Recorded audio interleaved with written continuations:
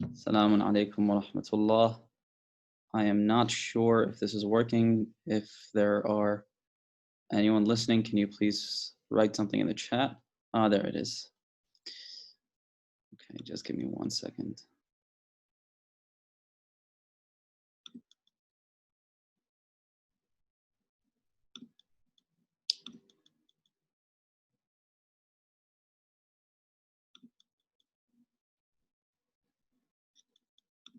Just 1 moment.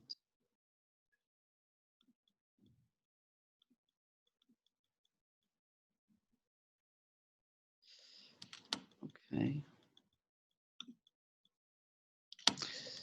أعوذ بالله من الشيطان الرجيم. بسم الله الرحمن الرحيم.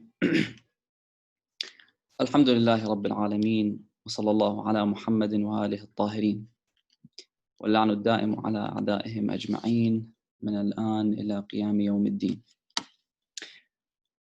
So before I begin, I wanted to thank all of you and welcome you to this program. And I just wanted all of us, me included, to make sure that we have a pure intention to inshallah benefit from these lessons, because there are many hadith that condemn people who use their knowledge as a means of showing superiority to other people, whether people that have difficulty learning or people who don't have the means to get into a really good school, for example. Now, with that, I'd like to begin, but I'd like to use this first episode as an introductory one, and from today onwards, or from I think Monday is the next session onwards, inshallah, we'll start the actual fiqh. With that, we'll start, inshallah, with this. Bismillah ar-Rahman ar-Rahim. Before I begin, I'd like to start out with this introduction. So it's no secret that pre-Islamic pagan Arabia had some terrible, disgusting rituals. And unfortunately, these traditions and these rituals acted as a base for their entire culture. And this is the culture that had continued for millennia. Of course, it wasn't exclusive to pagan Arabia. It was a real time of ignorance, from Zoroastrian Persia all the way to the Roman Empire. And so one of the issues that they had back then was that men were the breadwinners when they were available, and the women were almost exclusively housewives. And so a lot of the things that were open for the males were actually forbidden for the females. One of those things was education. So if a woman was lucky not to be buried alive by her parents at her young age, then she would probably live out her entire life not knowing how to spell out her own name. So this was a time of a lot of ignorance. So I'll mention this, that really when you put into perspective that only the males had the opportunity to go and study, and not even all the males. It was really reserved for the elite, people who had the means to hire a tutor or an educator. These were the ones that if anyone had the chance of learning something, then it was these people. And so look, if you look at it this way, that only a small percentage of the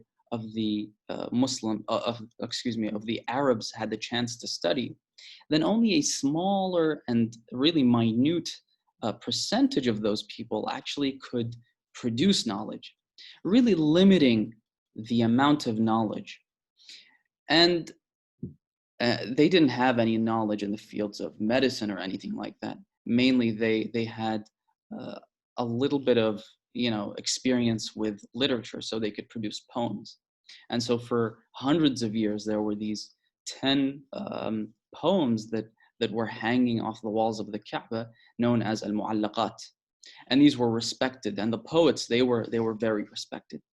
So here comes the Prophet sallallahu alaihi wasallam at really a turning point in history where he comes out with a decree.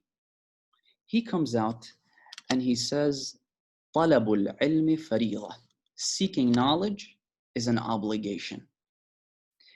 So, as you could imagine, what this means is that it's like you taking a small company that has seen a lot of success and you make it public. So, obviously, the demand would be really high. And as a result of the demand, you have to amp up the supply as well. This was truly amazing what it entailed. But before that, I'd like to say that one of the things about the Prophet is that throughout history um, you would see glimpses of his pioneership, and it's really amazing. In I mean, when we look at the traditions, the really ignorant traditions that some of the cultures had. The Arabs, obviously, they had some disgusting traditions. For example, they would, as part of a delicacy, um, if you eat sushi, for example, as a delicacy, well, check this out. They would dip cotton balls into blood and eat it as a delicacy. As part of their legal marriage was that a woman would have intercourse with multiple men simultaneously, and then as part of a game of chance, they throw dice to determine who the father was, and so on and so forth. In terms of cleanliness, for example, even though you had the Roman Empire who had some disgusting traditions, one of the things about the Roman Empire is that they had public bathrooms. But their public bathrooms were not like the type that you're used to at your local Walmart or Tesco's, but rather it was a massive slab of wood and it had holes in it with no partitions and no stalls. So basically, you'd sit together with your BFF and chat while you're doing your business. So the Islam came along with things like this, really changing the course of history, making seeking knowledge an obligation for both men and women equally. In one version of the hadith, the Prophet ﷺ says, طلب العلم فريضة على كل مسلم ومسلمة. So removing any doubt as to who has an obligation over him. Both men and women alike have an obligation to seek out knowledge. So the Prophet ﷺ would abolish these disgusting traditions, these traditions of ignorance, one of which was about cleanliness. And this has nothing to do with this episode, but I thought I'd mention it. That in Arabia, where I mean, as you could imagine, they'd eat cotton balls with blood. The Prophet ﷺ came along and he made it an obligation for each and every person to wash their faces and their feet and their hands at least 5 times a day. Then it was also almost an obligation to shower at least once a week. And this, keep in mind that this came at a time, um, this was so long ago that I think in around the 17th century or the 18th century, one of the British queens, she made a declaration. So this is not a long time ago. This is recent. She came out and she said that from now on, I will wash my hair once a month, even if I don't need it. So this is how early on Islam came along with these traditions, abolishing the old ignorant traditions. One of those things was seeking out knowledge. And this entailed what I like to call the educational revolution. it had massive breakthroughs. The Muslims came from Arabia, where they had a lot of ignorance. They came to be flag bearers of knowledge and education. They had great breakthroughs in the field of law, as uh, one lady put it. She's a big advocate for secularism. She came out, and towards the end of her life, she came out on TV in an interview, and she said something that was interesting. She said, even though I'm a big believer in the separation between church and state, I would, however, like to acknowledge that most common laws actually are derived from Scripture. You can't run away from Scripture. You have to understand that you need a moral compass, and religion sets that moral compass. So Muslims came along. They were able to use different skills and a different skill set different tools, to extract new common laws using their aql, using their intellect, using religion. And then in the field of theology, understanding your relationship with your creator, that was really important. And in the field of mathematics, that was a massive one, where the Muslims invented or discovered geometry, trigonometry, calculus. I'm not sure what's happening. It's getting pretty hectic in the comments section, I hope. Anyway, let's hope nothing's wrong. Excuse me, I'm not sure what's wrong with this. Oh, there we go.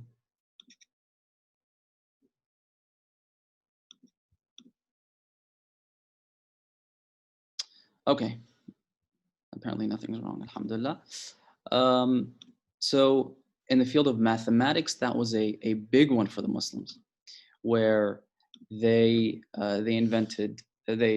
discovered trigonometry, geometry, calculus. And actually, one interesting fact is that the current English numbers that are used, the 1 and the 2 and the 3 all the way to 9, these were actually discovered by or invented by the Muslims. And it was invented based on something that is really beautiful. That number 1 that looked like this had one angle, which is why it was number 1. Number 2 looked like a Z, so it had 2 angles. And then number 3 had 3 angles, and so on and so forth. And this was actually invented by the Arabs, by the Muslims.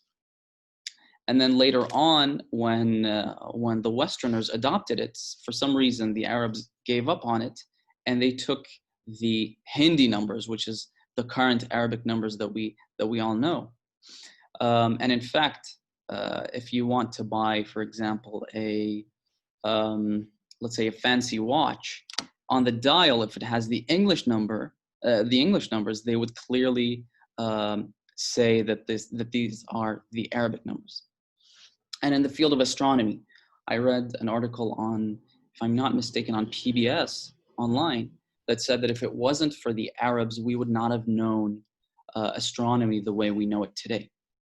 And in the field of physics, biology, there was one Muslim scientist, I can't remember what his name was, but he was the first one to come up with an illustrated book on how to perform surgeries, key surgeries.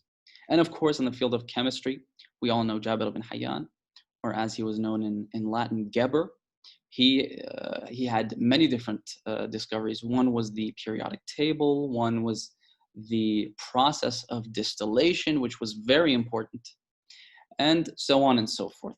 So this, what the Prophet ﷺ did, led to all of these breakthroughs, and these were only limited to the physical world. And I'm not even talking about the metaphysical world, because that was, we were asked not to seek that out from other than the Ahlul Bayt and their students. Now, what do we study? What do we do? Well, the Prophet ﷺ has another hadith. He says that knowledge can be branched out to two main categories. Al-ilmu ilman, he says.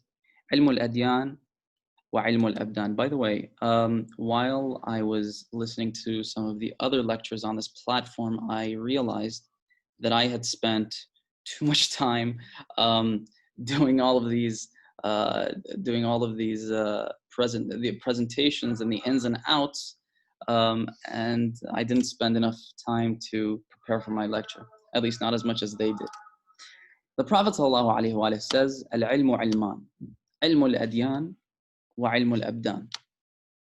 Knowledge can be branched out into two main categories: the science of religions and the science of the human body.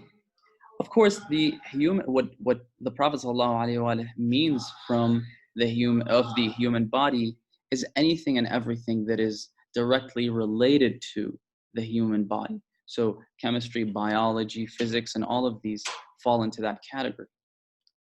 So al-ilmu ilman, that's the prophetic hadith. Al-ilmu ilman, ilmu al-adyan wa ilmu al-abdan. By the way, all of the sources are marked down under. I'll try to upload that. I'm not sure how, but I'll try to do that. So we understand how important it is to seek out knowledge. But of course, mashallah, I heard that a lot of you, if not most of you, are college educated, you're successful. So what do you do now? Well, I would say that if you had tawfiq, if you had the opportunity, the blessings from Allah subhanahu wa ta'ala, to study ilm al-abdan, the science that relates to the human body, then you try to take dip your toes into the science of religions, or ilm al-adyan. Now here's a key hadith from Amir al-Mu'mineen, and I think this is important. We need to take this into perspective whenever we are reading, searching, or listening to a lecture about religion. Amir al-Mu'mineen says to Kumayl ibn Ziyad, we all know Kumayl ibn Ziyad. He was a close companion of Amir al-Mu'mineen. We know him from Dua Kumayl. He is the one that narrated Dua Kumayl to us. Amir al-Mu'mineen says to him in his will, he says, Ya Kumayl, la ta'khud illa anna takun minna. Do not take from other than us, you will then become one of us. Now here's where I want to elaborate a little bit. If you want to have a deep conversation with your Lord, then you don't need to go here and there. Just go to the du'as. If you want to have a meaningful relationship with your Creator, instead of going to transcendental meditation, instead of going to Hinduism or Buddhism, you go to the du'as, you go to the Ahlul Bayt. Only then, assuming that you're a Muslim, only then will you become of the Ahlul Bayt. This is how the great companions of the Ahlul Bayt eventually came to become of the Ahlul Bayt. As Rasulullah sallallahu alayhi wa said to Salman, he said, Salmanun minna Ahlul Bayt. Salman is one of us, the Ahlul Bayt. Or if you want to be like Muhammad ibn Abi Bakr, as Amir al-Mu'mineen says, he says, Muhammad ibni, he's like my son. So here's something interesting. So if you want to have a really deep conversation with your Lord, understanding how much you are worth when you are to compare yourself with your Creator, instead of going here and there, you go to Dua Abi Hamza al-Thumali. You go to Dua Kumayl. You go to Dua Imam Hussein on the day of Arafah. You go to Al-Munajat al-Sha'baniyah, which I strongly urge anyone who hadn't had the chance and the opportunity to read it, to make sure that you read it throughout these nights. It is absolutely beautiful. I guarantee you that whatever you're seeking to get from transcendental meditation, you will get to it in a way that is a lot less time-consuming and a lot more fruitful. Go to Al-Munajat al-Sha'bani. If you understand Arabic, then good for you. Go read it. If you don't, I suggest you search online for a translation. I think you could find it on du'as.org.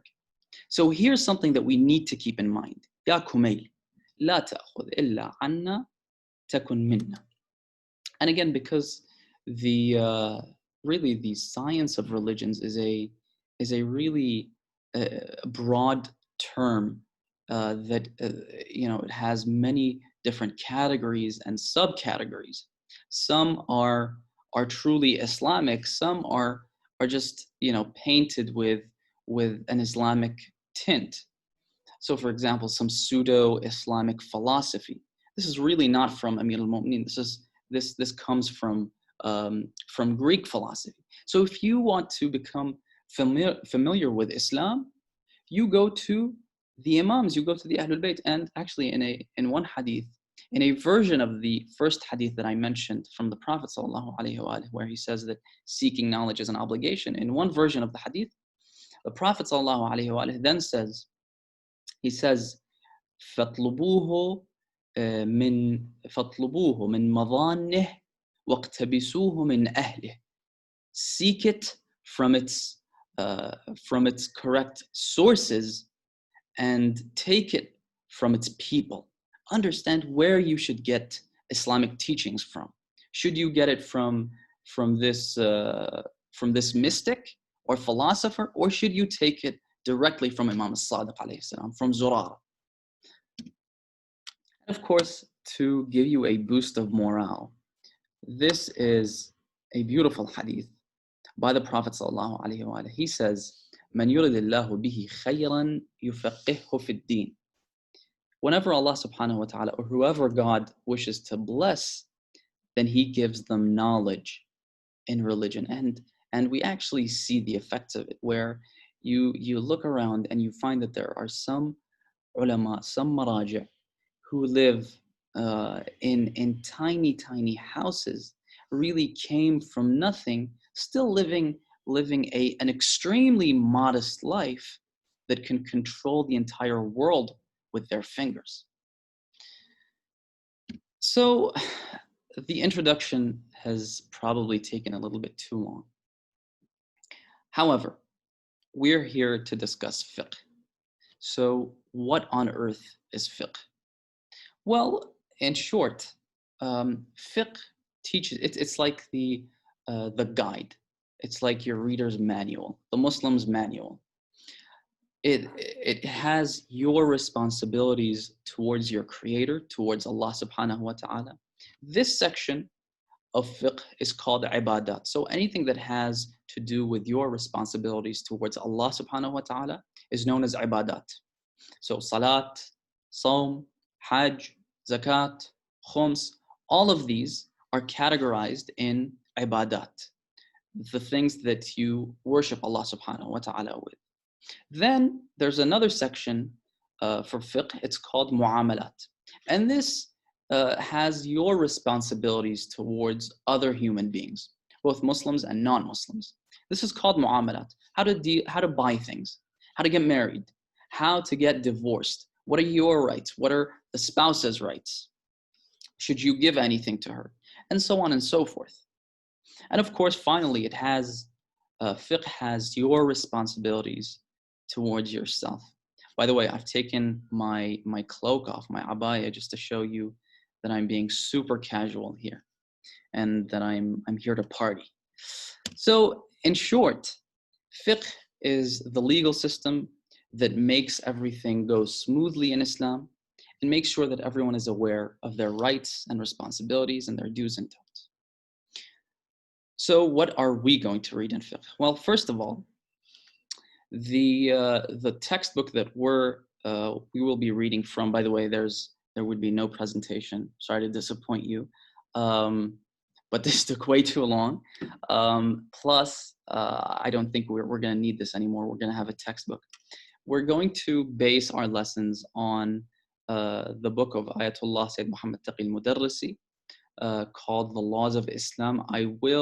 Again, I'm not sure how this platform works, but I'll try to, from Monday onwards, I'll try to somehow upload the PDF so you could all get access to it, or at least do the screen sharing. So that's where that's the book that we're going to start with. Now, what is the book? It's called الرسالة العملية. These are the rulings that Sayyid Muhammad Taqi, Ayatollah Sayyid Muhammad Taqi al-Mudarrisi has derived, has extracted from its sources. However, if there are rulings that have different, that there are different opinions in by the great Maraja, inshallah, I'll try to include them. One thing that I would suggest before I take your questions is that you get a pen and paper starting from the next session. Make sure you jot down the points that you think would be relevant to you, because as one hadith says, one of the Ma'sumin, I can't remember who it was, he said that ilm is of two types, matbu'un wa masmu', printed and heard, or written and heard. And he said that the masmu', the one that is heard, is useless if it is not printed, if it's not written down, because people forget. So make sure you have a pen and paper. Finally, where we're going to start from? Well, again, fiqh, when you get into it, there are many different categories and subcategories. Some maraja have written encyclopedias of more than 100 volumes for fiqh, getting into all the intricacies. However, my idea was, well, before this, I'll just mention one thing, that we all understand and we all know that the most important pillar in our religion, in the religion of Islam, is of course prayer. And I'm not going to insult your intelligence by proving it to you or bringing evidence or showing you evidence for it. You all know it. However, just to refresh your memory, I'll mention three things. One, whenever Allah subhanahu wa ta'ala is talking about the characteristics or the qualities of the pious ones, the mu'mineen, the believers, he always makes sure that he says to us that they are alladhina yuqimuna as-salat. They establish prayer. And in fact, when we go to, so not only do they pray, they are the flag bearers of prayer. And when we go to ziyarah, when we go to Amir al-Mu'mineen or Imam Hussein, we bear witness to the fact that they were establishers of prayer. Ashhadu annaka aqamta as-salat wa atayta az-zakat. And of course, when we look at the ahadith, there are hundreds of ahadith, some of which are truly frightening. For example, the hadith that mentions that not praying on purpose when you don't have a legitimate reason not to pray, even though most fuqaha say that you cannot purposefully not pray. So even for people that are drowning, there's a specific prayer for them. However, if you don't have a legitimate reason not to pray, then that is equivalent to disbelief in Allah subhanahu wa ta'ala. Now, we all understand how important prayer is. However, prayer has a set of preconditions. Preconditions like time, where you cannot pray. By the way, I feel like this view angle isn't glamorous. Let me know if it's terrible so I could change it for the next episode, of course, because I can't read the comments. It's too hectic. You cannot pray Salatul Fajr, for example, morning prayer, if the morning prayer specific time is at 5 a.m., for example. You cannot pray at 2 a.m.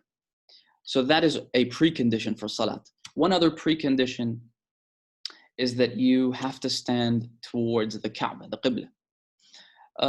And of course, one important, and the reason why it's important is because it has a lot of intricacies and details, and it's very complex, is that you need to maintain purity, or tahara, as we know it, because purity really doesn't do justice to the term tahara. So that is where we, inshallah, will start. Now, a few questions that I'd like to answer before I get into the actual questions, because I heard that a lot of people were asking. This course, for the time being, we are looking at 2 weeks until the beginning of Shahr Ramadan. we have not decided, the admins have not decided whether or not to continue these lessons during Shahr Ramadan. We'll let you know, inshallah, as soon as they make a decision.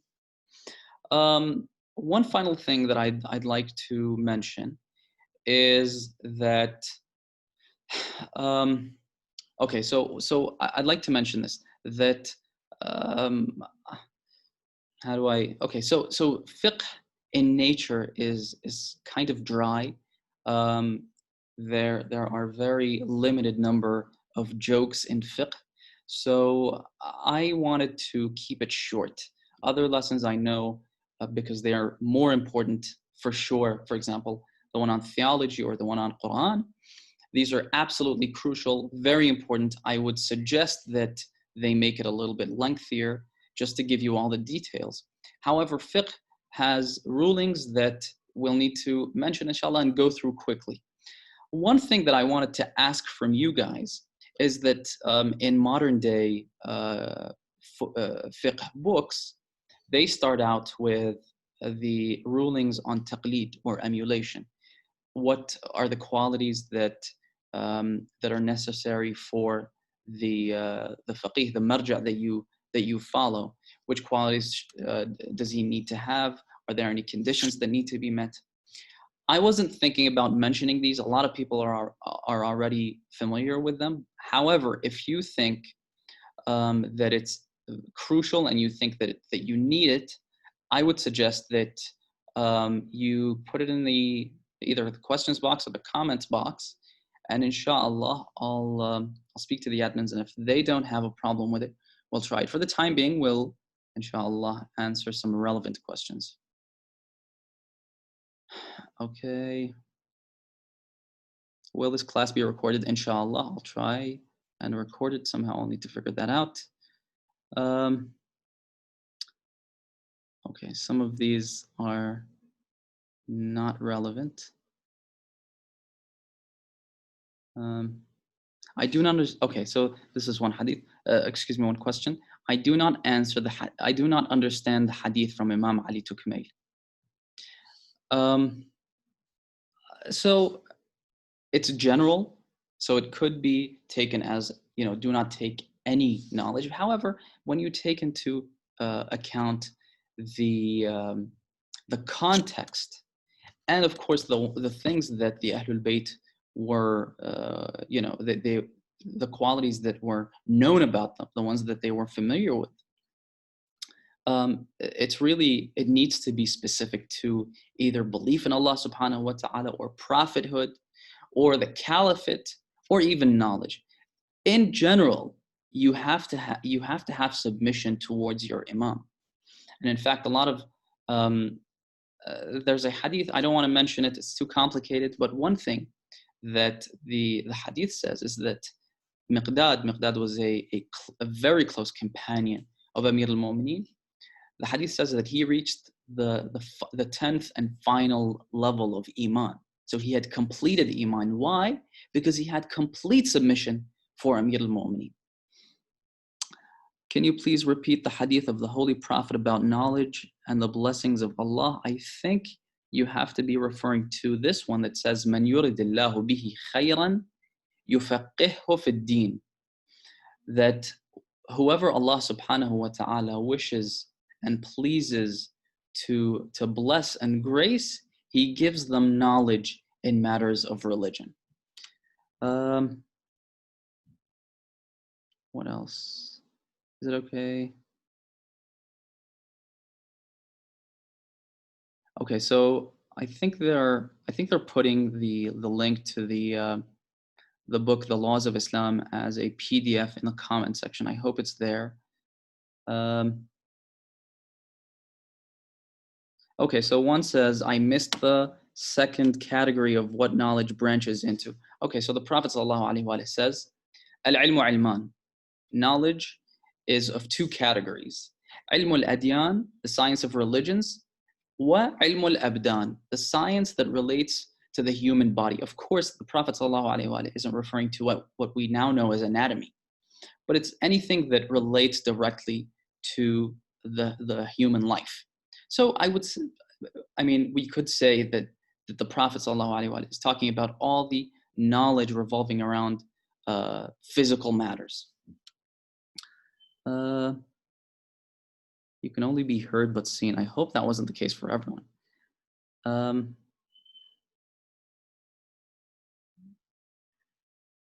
Please try to continue classes in Ramadan. Inshallah, I need your dua for tawfiq. Will this course apply to those of us under Ayatollah Sistani's taqlid? Okay, so I didn't mention this. Ayatollah Sayyid Muhammad Taqi al-Mudarrisi is incredibly conservative when it comes to his rulings. I highly doubt that there are any rulings that would contradict any major rulings that would contradict the rulings of Ayatollah Sistani. However, if there are ones, then inshallah I'll try to point that out. Now, by the way, one thing that I'd like to mention about the laws of Islam, the reason why I chose this book, as I said, the books on jurisprudence are incredibly dry. You would probably fall asleep if we get into some really complicated conversations about and discussions about the timing of the salat. The reason why I chose this book is one of the qualities of this book is that Ayatollah Sayyid Muhammad Taqi, he chose to include some references. So when it comes to, for example, purity or tahara, he makes sure that he references a number of the ayat that are relevant to the discussion and any number of ahadith that are relevant to the discussion. And this was important to him.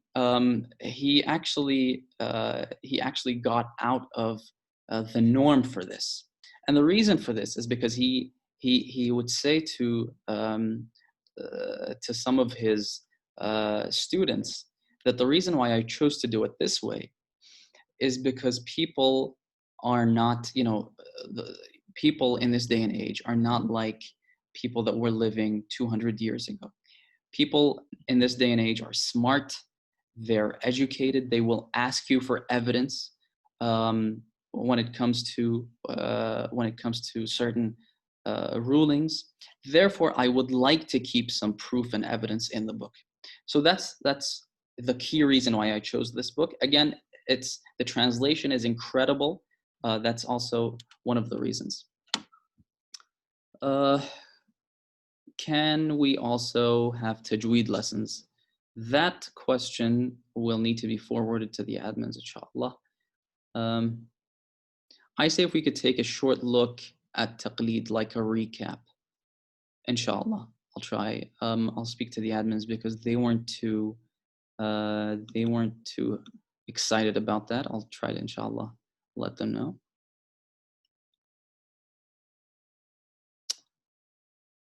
How can we decide about the marja' which I follow is the most knowledgeable? That, inshallah, will need to come later on. I agree with discussing the requirements for taqleed, inshallah. Also, I would like to know if you can follow multiple maraja' in matters of fiqh. That is actually a very contentious subject. Inshallah, we'll, with the agreement of the administrators, inshallah, we'll see if we could get into that. I just qallid who my parents qallid. So I think you mean that you do taqleed of whoever your parents do taqleed. Again, we're gonna need to get into that, inshallah.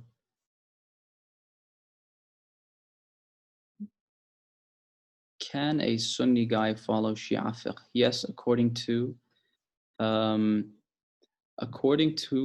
I think the Sheikh of Al-Azhar University, he came out and he acknowledged the Shia fiqh as part of correct schools of thought that any Muslim can adhere to. So that, of course, only applies to his followers, which are the Sunnis. So according to him, you can follow Shia fiqh. This was a repetitive question. When you said about the 10th level of Iman, could you please explain what the first level is? There are a lot of ahadith. I think for that, you'll need to either you'll need to tune in to Sayyid Mahdi's series on theology. I think there he'll be able to explain it. There are multiple hadith where people would come to the Imam and they would say, what are the fundamentals of Iman? And the Imams would answer that question in detail. Can I see where you have outlined the meaning of fiqh? Okay, I'll instead of going into that because that's a little bit confusing for me, I'll just mention it to you. So almost all jurisprudential books are separated into two subjects, ibadat and mu'amalat. Ibadat are all the deeds that pertain to worshiping Allah subhanahu wa ta'ala.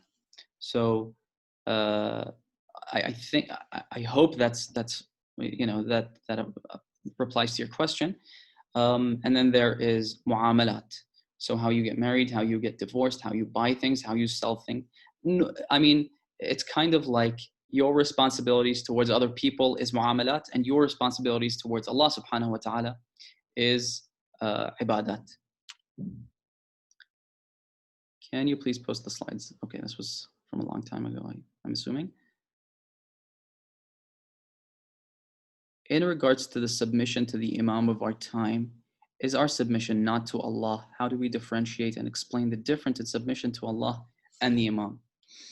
Okay, so again, this is not relevant to the topic. However, Allah subhanahu wa ta'ala says in the Quran, مَا آتَاكُمُ الرَّسُولُ فَخُذُوهُ وَمَا نَهَاكُمْ عَنْهُ فَانْتَهُوا. Whatever the Prophet gives you, take it, and whatever he asks you to refrain from, then refrain from it.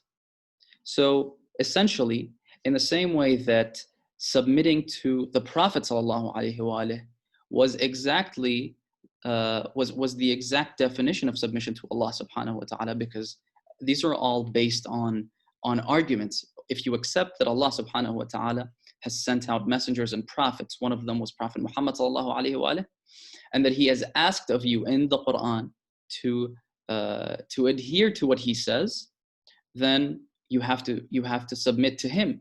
And submitting to the Prophet means that you're submitting to the command of Allah subhanahu wa ta'ala. What about the hadith then, which say take knowledge even if it's from a hypocrite? Pretty sure there's one hadith by Imam Ali which says that. So there are some hadith that say خذوا الحكمة ولو من أفواه الكلاب خذوا الحكمة ولو من أفواه المجانين. Take words of wisdom even from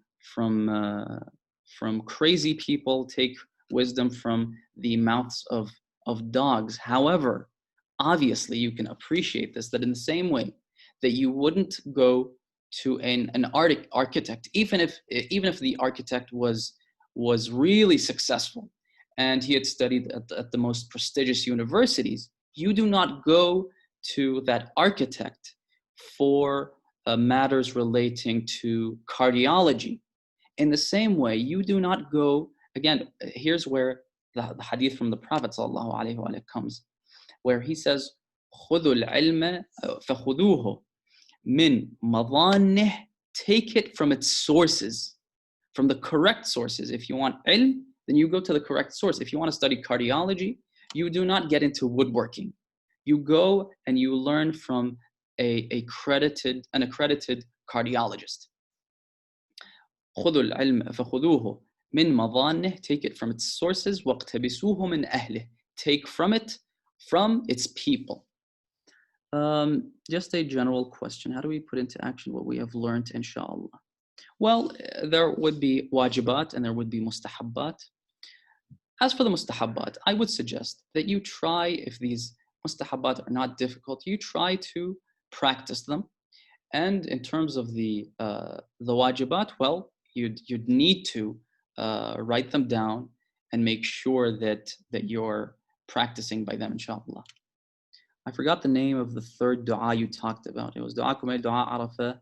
But okay, so the last one, oh, actually, there were there were four. Dua Kumail, dua of Imam Hussein on the day of Arafah, dua Abi Hamza Thumali, a beautiful dua. I would suggest, one of the scholars would also suggest this, that you try to read it every night in Shahr Ramadan, and I guarantee you, he would say that, and I would I would agree with him that you will see changes in your life, at least in your spirituality. Um, as a fourth-year medical student, I was wondering if I'll be able to continue after lockdown, but I really want to. I really want to. Please guide. I mean, for the time being, there really doesn't sound like there'll be any changes in how we live our lives anytime soon. However, if you did, if you didn't have the opportunity to listen to these classes, then I would suggest that you just grab that book and try to read it. It is a little bit, it's worded in a way that will need to be taught. It's not like reading a novel. It's a little bit confusing. How long should one study fiqh for? Is there anything on a full-time basis for the study in English? Asking from Zimbabwe. Firstly, I'd like to welcome all of the viewers from Zimbabwe. I had no idea that I had a viewer from Zimbabwe. I'm not sure what you mean by how long should one study fiqh for. If you're looking just to understand the basics, how to lead your own life, then any book on fiqh is fine. This one, The Laws of Islam, is fine. Any book from a reliable source would be good. But if you want expertise in fiqh, then that is a long road. Do we have more naqli proofs than aqli proofs, or vice versa, or the same for taqleed? Okay, so the question means, just for those people who don't understand this jargon, he says that the proofs that we have, the evidence that we have that say that you can do taqleed, or that you must do taqleed, you must follow a marja, are they logical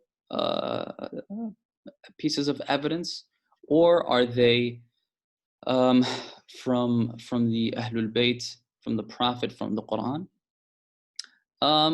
I don't understand what you mean when if you're talking about numbers, then the ahadith that we have about taqleed, I think, get to about 25 or 30, the ones that you could use.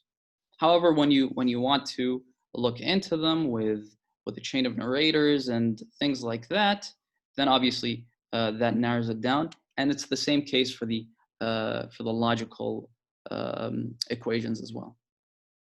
Don't want to be a bother, but can this session take place immediately after the previous session? I am not sure. To be honest, for me, I don't think I could have this earlier, because I have 2 other programs that I need to get to before this. Is there a PDF of this book? I hope someone is putting it up in the comments box. I'm sorry, I can't read the comments box. It's because I'm looking at these, and I think it'll take a while until I could read all of those.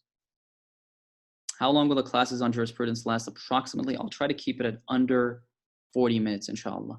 If I like the fiqh of Sayyid Mudarrisi better than the ones of any other marja', can I combine them?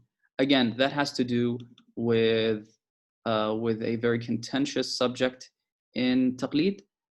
Inshallah, we will, if we get into taqleed, I feel like a lot of people are have a lot of questions and are interested in the topic of taqleed. I think we have to discuss it. So if we did, inshallah, I'll try to mention these things. Do you have any social media accounts? Unfortunately, or probably even fortunately, I don't have any social media accounts. However, if there are, then I think you'll know about it, hopefully. What about those prayers that I missed and I'm making up for them now? Will they be accepted? The ones that you're making up for them now, yes, inshallah. Can we please learn about khums? Yes, inshallah, if we have time. Please answer me. Okay, so this doesn't have a question. But if this acts as an answer, then I have answered you. Can you give us a brief look to Husa life in this day and age? I'm assuming this means Hussein's life or Imam Hussein's life. I'm sorry. There's another series.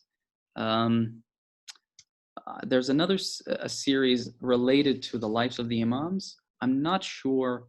Wherever you found the link to this, you'll probably also find the link to that as well, inshallah. Are we learning the basics of fiqh, or will we go in intermediate level?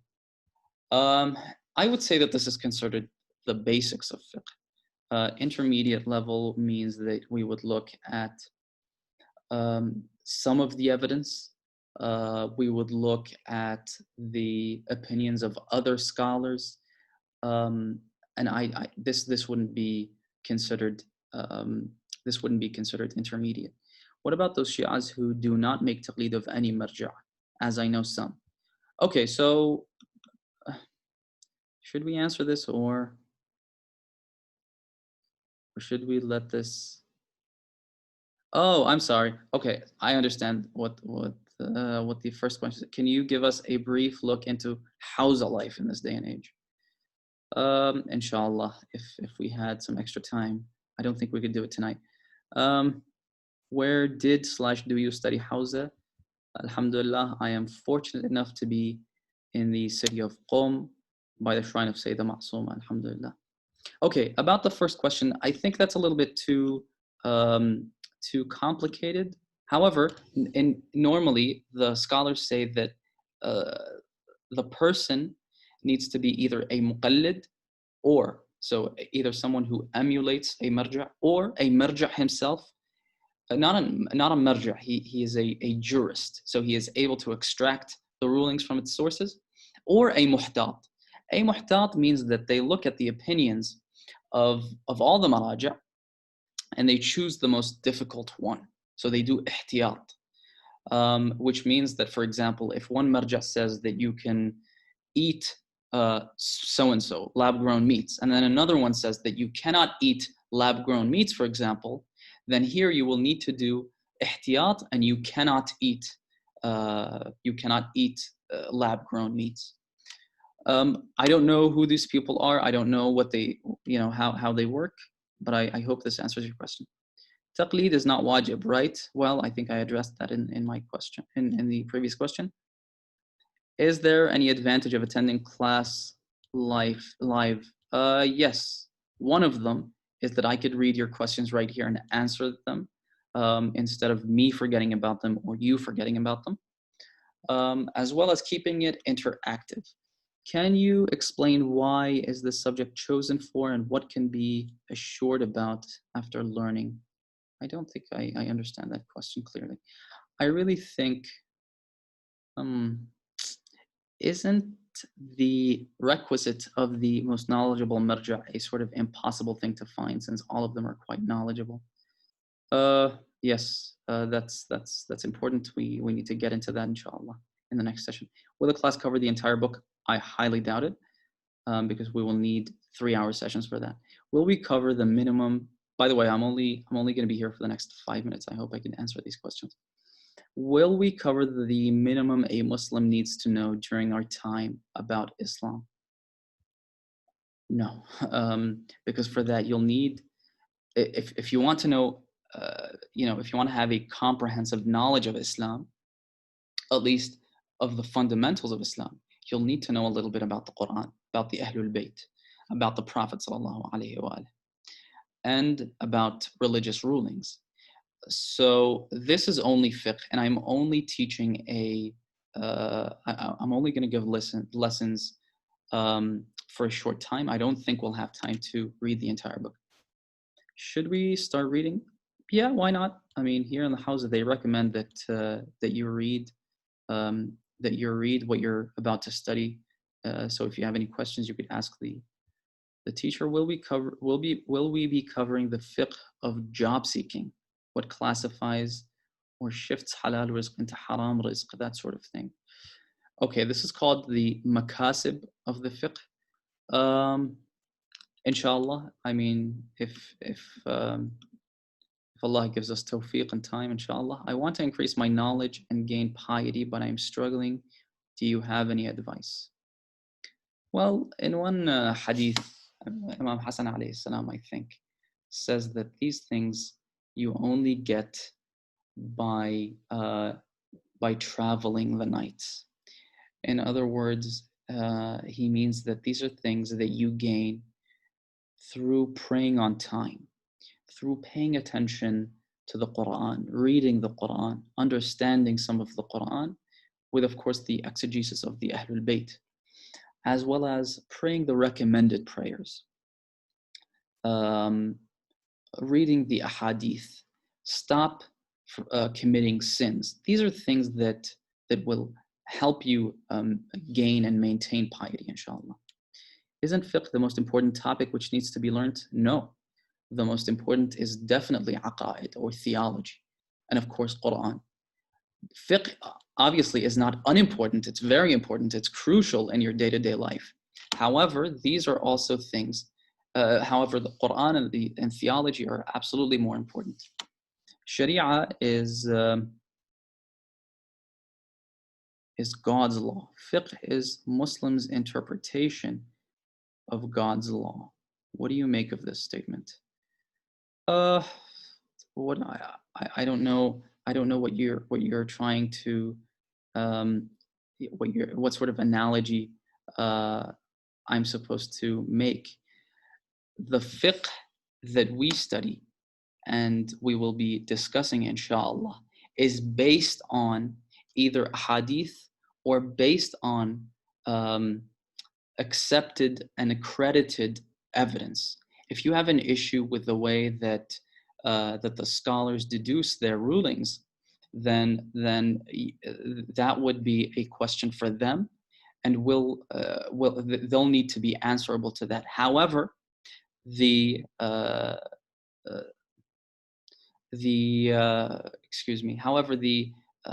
way that they deduce the rules are all out there. They're in the books. If you have an issue with them, you could go read the books, and then you'll need to discuss it with a marja, with a jurist.